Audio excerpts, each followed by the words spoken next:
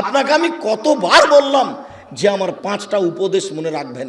আমি আব্দুর রাজ্জাক বিন ইউসুফ আপনার জন্য জাতিকে 5টা উপদেশ দিয়ে গেলাম। এক, আপনার জীবনের সবচেয়ে জরুরি কাজ কোনটা? এর চেয়ে জরুরি কাজ পৃথিবীতে নেই, সেটা হলো সালাত, নামাজ।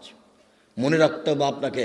পৃথিবীবাসী, আমি আব্দুর রাজ্জাক বিন ইউসুফ আপনাদের দ্বীনি ভাই হিসাবে মহিলা পুরুষ সকলকে বলে যাচ্ছি, মানুষের জীবনের সবচেয়ে জরুরি কাজ পৃথিবীতে, কাজ হিসাবে, কর্ম হিসাবে এর চেয়ে জরুরি কাজ পৃথিবীতে নাই। সেটা কি? সালাত। জীবনে এর সাথে কোনোদিন আপোষ করিয়েন না। একে শক্ত হাতে দমন করবেন, টাইম হলে আদায় করতে হবে, যত সমস্যা থাকে। কোনো দিন 5 মিনিটের জন্য এর সাথে আপোষ করবেন না। এর চেয়ে জরুরি কাজ পৃথিবীতে নেই। 2, দ্বিতীয় পৃথিবীতে জরুরি কাজ হালাল রুজি। আপনাকে আমি ব্যাংকে লোন নিয়ে ব্যবসা করতে বলিনি, কোনোদিন বলিনি। চকলেট দিয়ে ব্যবসা করতে বলেছি, তাহলে লোন নেওয়া লাগবে না। চকলেট দিয়ে যদি আমি ব্যবসা করি তো লোন নেওয়া লাগবে না।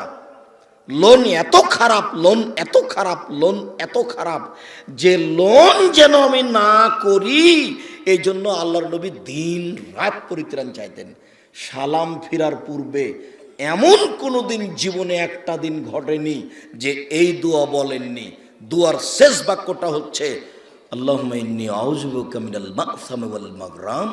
তোমার কাছে বাঁচতে চাই বড় পাপ হতে, তোমার কাছে বাঁচতে চাই ঋণ কর্য হতে, তোমার কাছে বাঁচতে চাই বড় পাপ হতে, তোমার কাছে বাঁচতে চাই ঋণ কর্য হতে, তোমার কাছে বাঁচতে চাই বড় পাপ হতে, তোমার কাছে বাঁচতে চাই ঋণ কর্য হতে।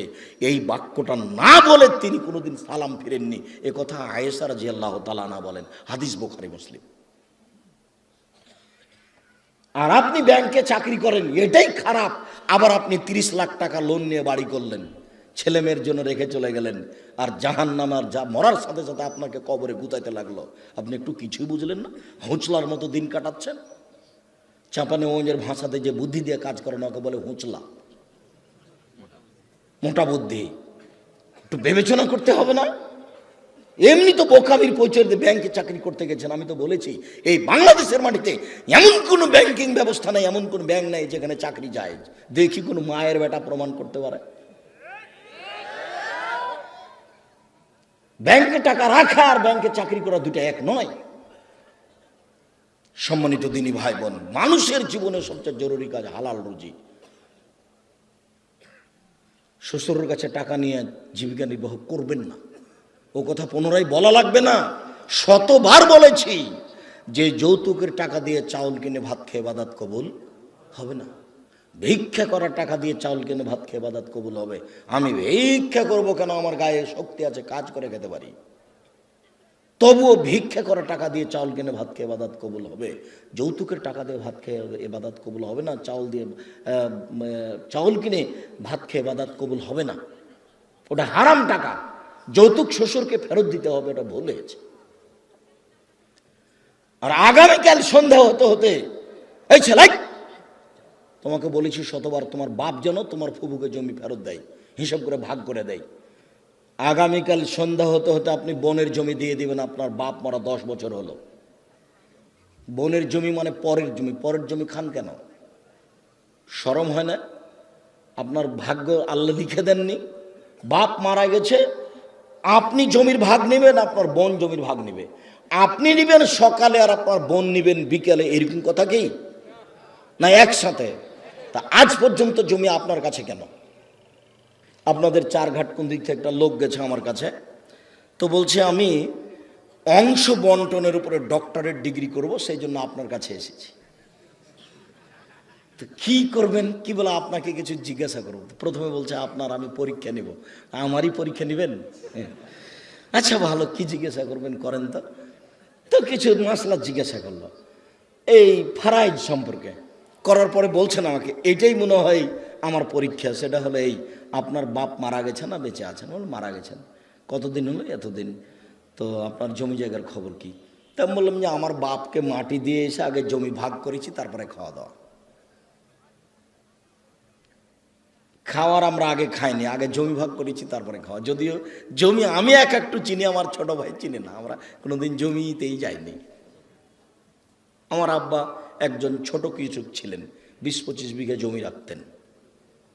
যখন পশ্চিমে থাকতাম তখন বলতো ধান বিক্রি এত টাকা, কালাই বিক্রি এত টাকা, সরিষা বিক্রি এত টাকা, পেঁয়াজ বিক্রি এত টাকা, মোট 1000 টাকা পাঠালাম। তখন আমি ভাবতাম যে আমার আব্বাকে 1000 টাকা সংগ্রহ করতে অনেক পরিশ্রম করতে হয়েছে। ওই কথা আমার এখনো দিনের মতো মনে পড়ে। আমার আব্বা আমাকে বলতেন যে আমি যতদিন বেঁচে আছি ততদিন তোমাকে জমিতে যেতে হবে না, কোনো কাজ করতে হবে না, যদি কাজ করে খেতে হয় তাহলে আমার মরার পরে। আমার এই বাপের আমার এই বাক্যটা আমি ভুলতে পারি না, যে তোমরা যদি কাজ করে খাওয়াই লাগে তা আমার পরে খাও, আমি যতদিন আছি তোমরা ততদিন এই জমি জায়গাতে যাও না। শুক্রিয়া, জাযাকুমুল্লাহ খায়র। যেটা বলছিলাম হালাল রুজি, 3 কোরআন তেলাওয়াত, 24 ঘন্টায় একবার কোরআন মাজিদ তেলাওয়াত করবেনই, করতেই হবে, নাহলে কোরআন বিপক্ষে চলে যাবে। বেশি না পড়লেও কি বলেছি সূরা ইখলাস 3 বার পড়েন, একবার কোরআন মাজিদ পড়ার সমান নাকি হবে। কেন পড়েননি আজকে বলেন তো যে আমি পড়েছি? বলেন, এই ছেলে তুমি লাভ দিয়ে বলো যে আমি পড়েছি, একটু হিসাব হয় না কেন? কেন পড়তে পারেন না? কেন পড়তে পারেন না? কি আছে সমস্যা যে পড়তে পারেন না? কেন পড়বেন না? সূরা ইখলাসটা আপনি 3 বার কেন পড়বেন না? নিজেকে মানুষ মনে করেন না? নিজেকে গরু ছাগল মনে করেন? বুঝেও বুঝে না ওরা চক্ষু, বুঝেও বুঝে না ওরা অন্তর আছে বুঝে না, দেখেও দেখে না ওরা চক্ষু আছে দেখে না, শোনেও শোনে না ওরা কান আছে শোনে না।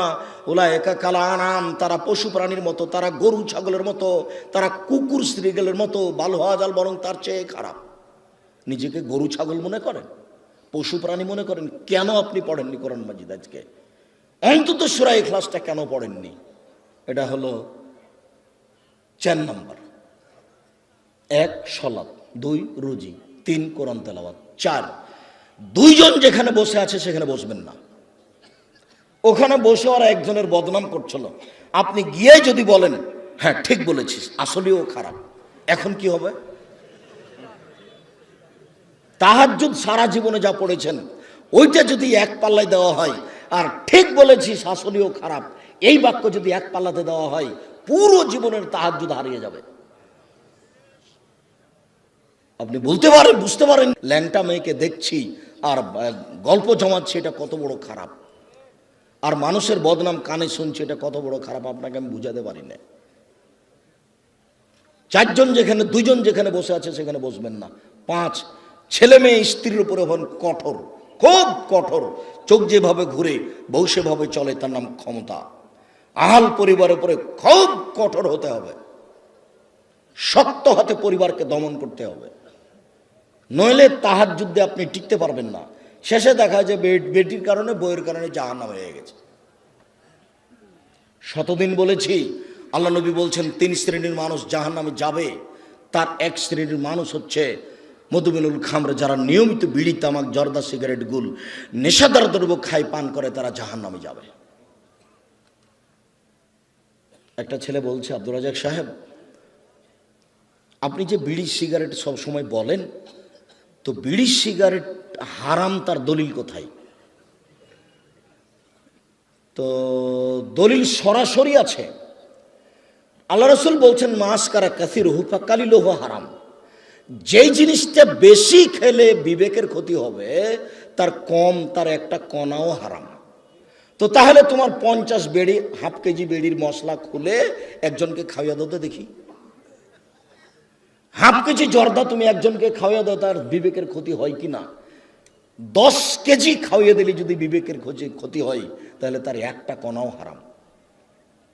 আল্লাহ রাসূল বলেছেন, এক বাক্য বলেছেন এমন ভাবে কিয়ামত পর্যন্ত সারা পৃথিবীর সব জায়গাতে চলবে।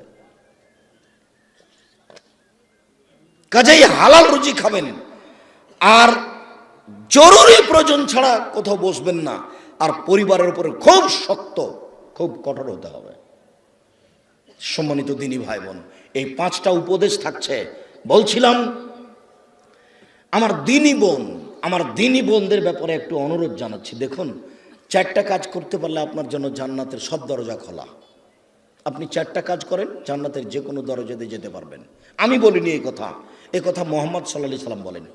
1 সালাত খামসাহা, 5 ওয়াক্ত সালাত আদায় করুন। এই ছেলে, তোমরা ওখানে ভাবে দাঁড়িয়ে কেন? বসো। দিনী ভাই বোন, আমি আপনাদেরকে অনুরোধ করছি, আপনারা দয়া করে দোকানপাটে কেউ থাকিয়েন না, রাস্তাঘাটে চলাচল করিয়েন না, এখন কোনো কাজ করার প্রয়োজন মনে করেন না। আপনার আমি কিছু না কিছু উপকার করবো ইনশাআল্লাহ। আপনিও যেমন কষ্ট করে এসেছেন, আমিও তেমন কষ্ট করে এসেছি। আমি 7:30 8টার দিকে বাসায় পৌঁছেছি। বরিশাল বরগুনায় ছিলাম রাতে। বরিশাল বরগুনা থেকে আমি রাতে বক্তব্যের পরে যাত্রা আরম্ভ করে সকাল 8টার দিকে আমি প্রতিষ্ঠানে পৌঁছেছি। এটা নিয়ে আমার কোনো খেয়ালই ছিল না। এশার সালাতের পরে অবগত হয়ে আমি আসলাম। আমি কষ্ট করে এখানে এসেছি, আপনি চায়ের স্টলে বসে থাকবেন? আপনাকে আমি মানুষ মনে করব? কেন আপনাকে আমি মানুষ মনে করব? আল্লাহ আপনাকে পশু প্রাণী বলছেন, আমি কেন বলবো? আপনি পশু প্রাণীর মতো। পশু প্রাণীর মতো না হলে আমি দিনের কথা বলছি, আপনি ওখানে বসে থাকবেন কেন? সম্মানিত দিনী বোন, এদিকে শোনেন। এই মেয়ে শোনো, 1 5 ওয়াক্ত সালাত, 2 সমাত শাহরাহা, রমজান মাসে রোজা সেম, 3 আতাত বালাহা, স্বামীকে মেনে চলা, তিতে লাগলেও মিঠা লাগলেও মেনে চলতে হবে, 4 জেনায় লিপ্ত না হওয়া। এই 4টে কাজ করবেন, জান্নাতের সব দরজা খোলা। 4 নাম্বার জেনা। জেনা যদি হয়ে গিয়ে থাকে তাহলে এখন থেকে কান্নাকাটি করেন। যদি আপনি খালেস অন্তরে কান্নাকাটি করতে পারেন দিন রাত, তাহলে আল্লাহ জেনার পাপটাকে নেকি দিয়ে পূর্ণ করে দিবেন। আর আল্লাহ ওয়াদা করেছেন আপনার সাথে, অনাহা নাফসা আনিল হাওয়া ফাইনাল জান্নাত হিয়াল মাওয়া। পৃথিবীবাসী মনে রেখো, আল্লাহ তাআলা বলছেন, পৃথিবীবাসী মনে রেখো, তোমরা যদি অশ্লীল কাজ থেকে নিজেকে বিরত রাখতে পারো, আমি আল্লাহ তোমাকে জান্নাতুল মাওয়া দিয়ে দিলাম। ওটা তো আল্লাহর ওয়াদা। আপনি অশ্লীল কাজ বন্ধ করেন, জান্নাতুল মাওয়া আপনার জন্য প্রস্তুত আছে। এটা মানুষে বলেননি, এটা নবী বলেননি, এটা সরাসরি আল্লাহ বলছে। অতএব যদি কারো জেনা হয়ে গিয়ে থাকে, বন্ধ করেন, আপনি ভালোর মধ্যে চলে যাবেন। স্বামীর সাথে ভালোভাবেই চলতে হবে। আপনার স্বামী আপনাকে গালি দেয়, এ কথাই ঠিক। আপনার স্বামী আপনাকে মারে, এ কথাই ঠিক। আপনার স্বামীর মুখ খারাপ, এ কথাই ঠিক। এর পরেও কোনো উত্তর না করে পাথর হয়ে এই সংসার করেন, এটাই আমার পরামর্শ। আমি আপনার দিনী ভাই হিসেবে আপনাকে আমি পরামর্শ দিচ্ছি, যেহেতু 2-1টা ছেলে মেয়ে হয়ে গেছে, আপনি এই সংসার করেন, ওর সাথে কথা বলেন। সপ্তাহ সপ্তাহ কথা বলেন না, রান্না বান্না করে ছেলের হাতে মেয়ের হাতে দিয়ে পাঠান। আর 1 গ্লাস পানি চাইলে সামনে গ্লাসটা রেখে থ্যাকস করে রেখে দুদিকে হেঁটে চলে যান। এভাবে সংসার করলে আল্লাহ অসন্তুষ্ট থাকবেন, পরকাল জাহান্নাম হয়ে যাবে। এই সংসার করতে হবে না। আমার কথা আপনি মেনে চলেন, কষ্ট হোক, মুখ বন্ধ করেন, প্রতিবাদ করিয়েন না, তার সাথে মিশে চলেন, তার পায়ের নিচে দুনিয়া শেষ করে দেন, তাকেই ভালোবেসে দুনিয়া শেষ করে দেন, আপনার জন্য ভালো হবে, জান্নাত হবে। শেষ পর্যন্ত যদি বুঝেন যে সংসার হবেই না, তাহলে এভাবে ঝুলন্ত থাকতে হবে না, আপনি খোলা করে নেন। যে কোনো মহিলা যে কোনো স্বামীর সাথে খোলা করতে পারে যে আপনার সাথে থাকবো না, চেয়ারম্যান সাহেবরা ঠিক করে দেন, কাজী সাহেব ঠিক করে দেন, আমাকে একটা খোলা তালাক লিখে দেন, আমি আমার স্বামীর ভাত খাবো না। আপনি করেন, 1 মাস পরে অন্য জায়গাতে বিবাহ বসেন, কিন্তু ঝুলন্ত অবস্থায় এভাবে থাকিয়েন না। মাস মাস বছর বছর স্বামীর সাথে কথা বলবেন না, এটা ঠিক নয়। কষ্ট করে, গালি সহ্য করে, মায়ের সহ্য করে আপনি চুপচাপ থেকে সংসার মেনে নেন, আপনার জন্য ভালো হবে। যদি শেষ পর্যন্ত বুঝেন যে হবেই না, তাহলে 7 দিন পার করতে হবে না, সংসার বাদ দেন। 4টা কাজ করেন, জান্নাতের সব দরজা খোলা আপনার জন্য। আপাতত কথা শেষ, আপনি আমার দিনী বোন। 1 5 ওয়াক্ত সালাত, 2 রমজান মাসে রোজা, 3 স্বামীকে মেনে চলা, 4 জেনায় লিপ্ত না হওয়া। জেনা যদি ঘটেই থাকে তাহলে মরা পর্যন্ত কান্নাকাটি করেন, যা পাপ হয়েছে সেটা আল্লাহ নেকি দিয়ে পূর্ণ করে দিবেন ইনশাআল্লাহ। এবার আপনাদের সাথে একটু জরুরি কথা, যেটা আল্লাহ রাসূল বলেছেন, স্বামী হিসাবে, বাপ হিসাবে জরুরি কথা হচ্ছে, 1 যে মানের আপনি খাচ্ছেন বউকে স্ত্রীকে সে মানের খাওয়াবেন। 2, যে মানের কাপড় আপনি পরছেন বউকে স্ত্রীকে সে মানের পরাবেন। 3, কখনো কটু কথা বলবেন না। স্ত্রীকে কটু কথা বলা নিষেধ, গালি দেওয়া নিষেধ, নিন্দা করা নিষেধ। শ্বশুর শাশুড়ির ব্যাপারে মন্তব্য ভুলেও কোনোদিন ঘুমের ঘরেও করবেন না। শ্বশুর শাশুড়ির বিরুদ্ধে কোনোদিন কথা বলবেন না। স্ত্রীকে কখনো কটু কথা বলবেন না। বলবেন না ভুলে যে তোমার রংটা কালো, বলবেন না ভুলে যে তোমার ঠোঁটটা মোটা। একবার যদি ঠোঁট মোটা বলেন 10 বছর আপনাকে ভালোবাসবে না। ওরা হচ্ছে কম বুদ্ধির প্রশংসা প্রিয় মানুষ, সব সময় প্রশংসা করেন, তুমি খুব ভালো, তুমি খুব ভালো, তোমার মতো কোনো মেয়ে দেখি না, সারা রাত পাঁটি বেঁধবে। তার কাছে সেবা নেওয়ার চেষ্টা করেন, কটু কথা বলিয়েন না। 4, মুখের উপরে মারবেন না, কোনো সময় না, মুখের উপরে মারবেন না। গালে থাপ্পড় মারবেন না, আল্লাহর নবী নিষেধ করেছেন কঠিনভাবে। 5, অলা তাত্র খাইল্লা ফিল বাইতে, নিজের বাড়ি ছাড়া কোথাও থাকতে দিবেন না। যেতেই পাবে না খালার বাড়ি, ফুফুর বাড়ি, মায়ের বাড়ি, নানির বাড়ি, কোনো বাড়ি যেতে পাবে না। বিবাহের বাড়ি তো অসম্ভব হতেই পারে না। দাওয়াত দিয়েছে আপনি যাবেন, আপনার ছেলে যাবে, আপনার বউ যাবে কেন? বিবাহের বাড়িতে গেলে স্বামীর সংখ্যা বেশি হয়ে যায়। কমিউনিটি সেন্টারে যাওয়ার কোনো প্রশ্নই আসে না, বাজারের তো কোনো প্রশ্নই আসে না। পুরুষের পরিচয় দিবেন, কই আমরা তো কোনোদিন বাজারে যাই না, আমরা তো বেঁচে আছি দুনিয়াতে। আমাদের আহাল পরিবারের তো কোনো সময় বাজারে যায় না, আমরা তো আছি দুনিয়াতে বেঁচে। আপনার বউ কেন বাজারে যাবে? কেন? কাপুরুষ আপনি? বেটা মরে গেছে, স্বামী মরে গেছে, আপনি মারা গেছেন, আপনার ছেলে মারা গেছে, কেন আপনার বউ বাজারে যাবে? নিজেকে পুরুষ মনে করেন না? এই 5টা জিম্মেদারি পালন করবেন। 5ম নম্বরটা খুবই শক্ত। এটাই ছিল 5টা উপদেশের শেষ। স্ত্রী পরিবারের উপর কঠোর হতে হবে, আপনার কথাই চলবে এই বাড়িতে। তাকে কোনোদিন কাপড় কিনতে দিবেন না যতদিন পর্যন্ত না বুঝেছে যে আপনি মোটা কাপড় কিনলো আমার কাছে মিঠে, চিকন কাপড় কিনলো আমার কাছে মিঠে। যতক্ষণ পর্যন্ত আপনার স্ত্রী এইটা না বুঝেছে ততক্ষণ পর্যন্ত সংসারে শান্তি আসবে না। আপনার প্রত্যেকটা কাজের উপরে তাকে খুশি থাকতে হবে যে আপনারটা ভালো, আমার ভালো। আমি নিজে থেকে বাজার করতে যাব, আমি কাপড়টাতে হাত দিয়ে দেখবো যে চিকন নয়, তখন এভাবে ছুঁড়ে মারবো, এই সংসার ভালো হবে না।